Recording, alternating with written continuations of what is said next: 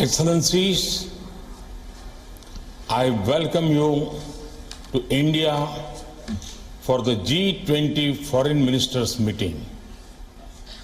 India has selected the theme of One Earth, One Family, One Future for its G20 presidency.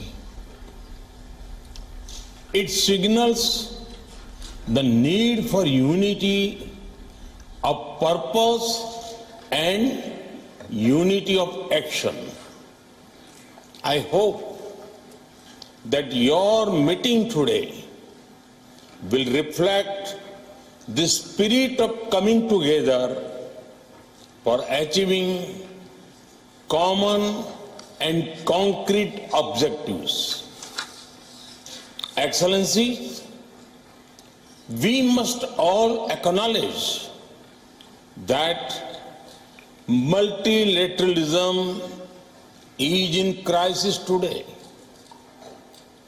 The architecture of global governance created after the Second World War was to serve two functions.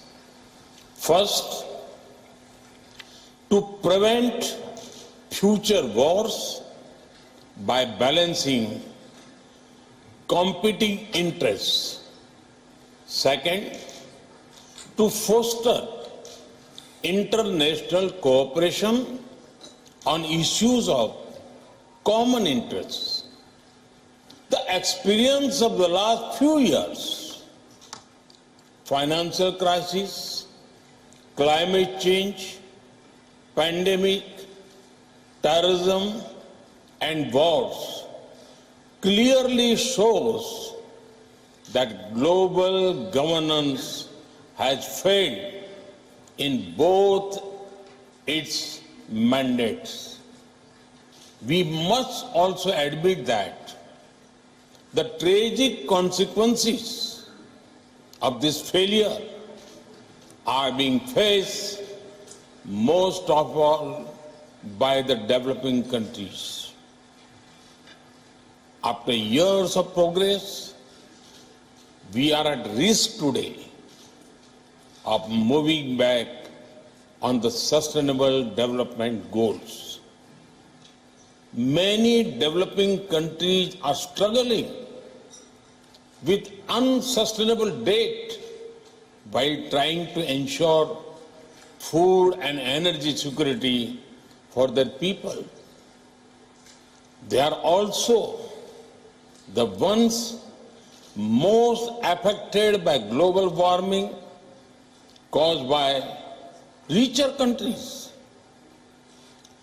This is why India's G20 presidency has tried to give a voice to the global south. No group can claim global leadership without listening to those most affected by its decisions. Excellencies, you are meeting at a time of deep global divisions.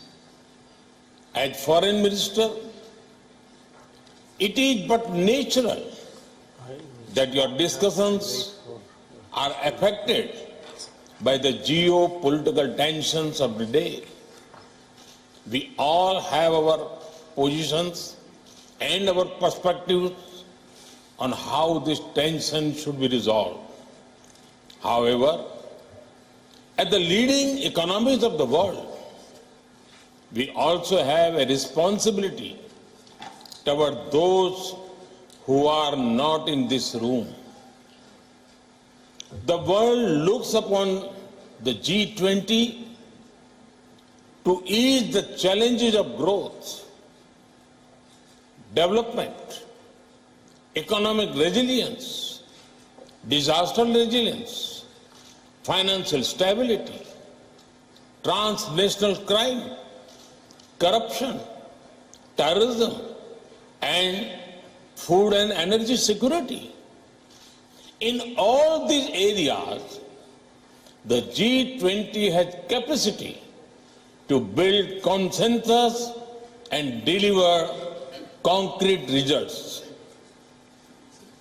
We should not allow issues that we cannot resolve together to come in the way of those we can.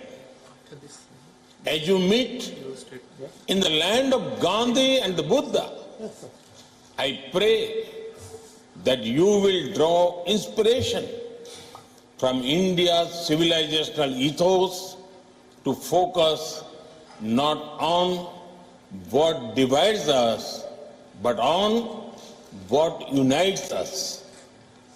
Excellencies, in recent times, we have seen the most disastrous pandemic of a century. We have witnessed thousands of lives lost in natural disasters. We have seen global supply chains break down during times of stress.